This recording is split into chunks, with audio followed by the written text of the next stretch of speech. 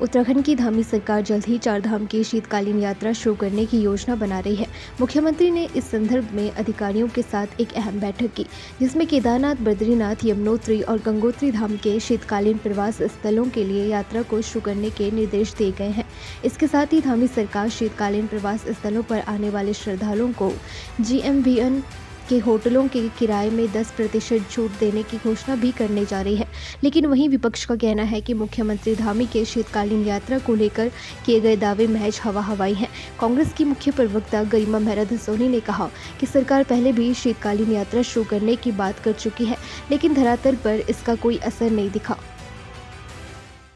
इस सरकार के बस का ही कुछ नहीं है। शीतकालीन यात्रा जो है वो सिर्फ अखबारों की शोभा बढ़ाता है या इनकी विकास पुस्तिकाओं की शोभा बढ़ाता है या फिर मंचों से इनकी भाषणों की शोभा बढ़ाता है। हमने शीतकालीन जो है यात्रा होते हुए आज तक देखी नहीं। अपने को प्रचंड बहुमत और ट्रिपल इंजन की सरकार ये कहते हैं, तो ये बताएं ना कि आखिर कहाँ क्या दिक्कत है।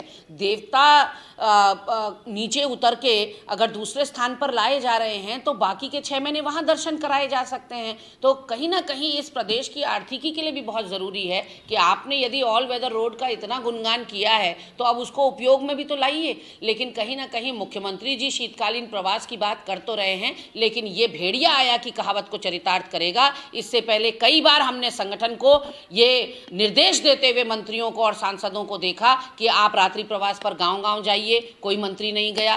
फिर सांसदों को गाँव गोद लेने के लिए कहा गया, किसी सांसद ने गाँव गोद लिए भी तो उसके लिए कुछ किया नहीं। उसके अलावा मंत्रियों से जनता दरबार लगाने के लिए कहा गया। भाजपा के कार्यालय में उनके डेस्क तक सुनिश्चित किए गए कि कौन से दिन में कौन से विभाग का मंत्री बैठेगा, लेकिन किसी मंत्री ने वो भी नहीं सुनी संगठन की बात। तो हम इनका जो ट्रैक रिकॉर्ड है भाजपा का, वो हमें विश्वास नहीं करने दे रहा है कि मुख्यमंत्री भी प्रवास पर जाएंगे। और कहीं ना कहीं मुख्यमंत्री के अंदर एक डर सताया हुआ है। केदारनाथ का चुनाव के समय पर गले गले इनकी आ गई थी और जो इन्होंने देखा उससे इनको साफ पता चल गया है कि इनका सूपड़ा साफ होगा, पंचायतों में भी, निकायों में भी, छात्र संघ चुनाव में भी। इस वजह से अब लगातार उनको पीछे खिसकाने का प्रयास किया जा रहा है। करें देवभूमि इंसाइट।